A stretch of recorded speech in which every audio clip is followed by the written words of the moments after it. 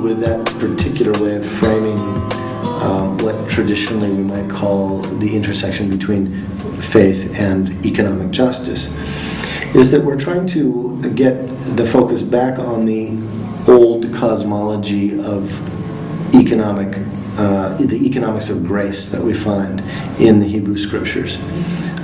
Sabbath was a tradition that was fundamentally a social and economic ethos when it's introduced, particularly in the book of Exodus.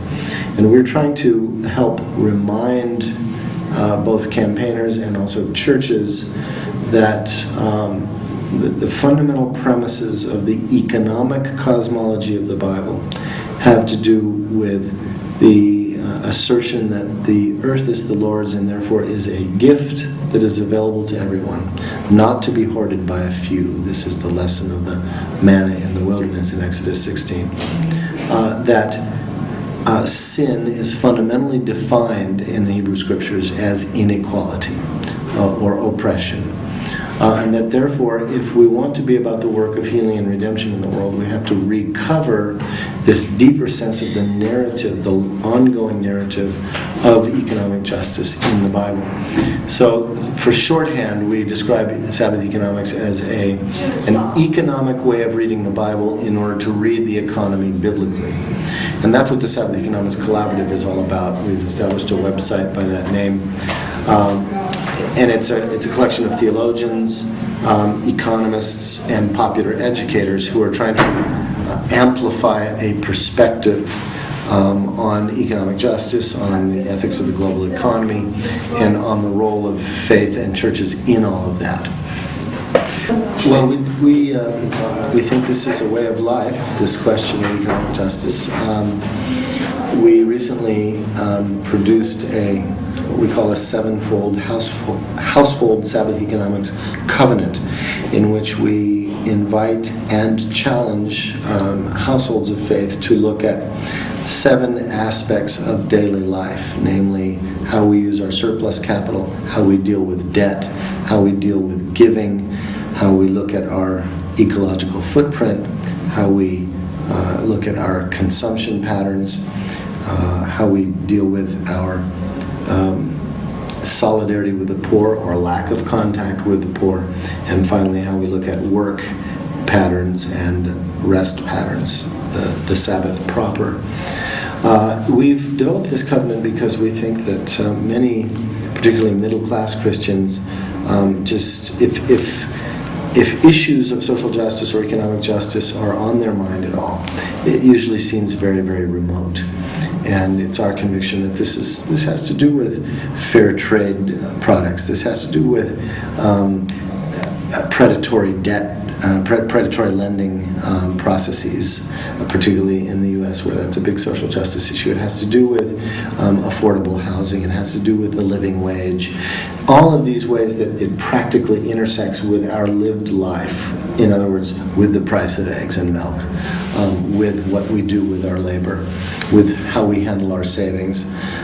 We think these are very practical matters, and we really urge Christian households to start looking at these things and taking small steps to become more congruent between our faith and values on one hand and our practices on the other. One of the areas that I think is most hopeful in our churches, at least in the U.S., and I think this would be true in the U.K. as well, is there is an openness to new perspectives and new consciousness around environmental issues. Probably of all the social justice issues, environmentalism has made the most impact over the last 20 years in our churches. There's been a percolation. People are starting to ask questions about stewardship theology for the earth and about global warming and about how we green our churches in practical ways. There have been a number of workshops here at Greenbelt I've noticed on the topic. So I see that as one of the hopeful signs. On the other hand, some of our theology has been a bit fuzzy on the matter, in my opinion. We tend to go running towards some of these so-called new cosmologies. And I'm not unhappy with the new cosmologies except that I think and many people see that as that we need to depart from the old cosmologies of the Bible. Now, we think the old cosmologies of the Bible are not environmentally friendly because, frankly, they've been taught that way by the churches for millennia, or at least for the past 500 years. My conviction as a biblical scholar is that actually the Bible is so much closer to what we today would call earth spirituality than we are. The problem is not with the Bible. The problem is with our modern urban consciousness, which is so profoundly alienated from the earth and so socialized by ideas of the Enlightenment that the earth exists only to be exploited for our benefit. These are not biblical concepts, they're Enlightenment concepts. They're the product not of the Scriptures but of capitalist modernity.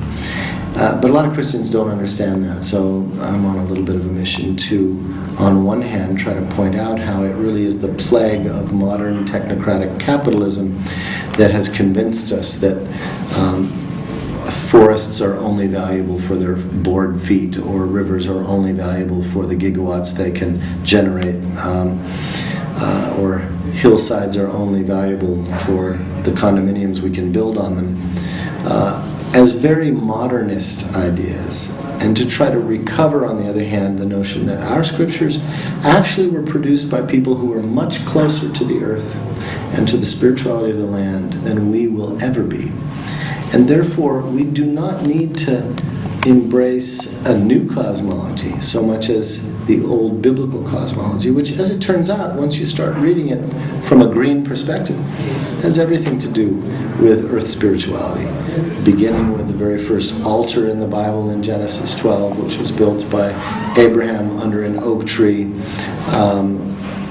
Abraham encounters God under an oak tree, to Jacob, who lies his head on a dreaming stone in the desert in Genesis 28, and there discovers the true house of God. The infamous 11th commandment in Exodus 20, which says, "Do not build an altar with stone that has been chiseled, because it's only an unhewn stone altar that is pleasing to the Lord." These are all traditions, old traditions that we've sort of ignored in our churches. And so I'm going to try to be pointing out how many of these biblical traditions have a lot to say to the conversation about what a true earth spirituality would mean today.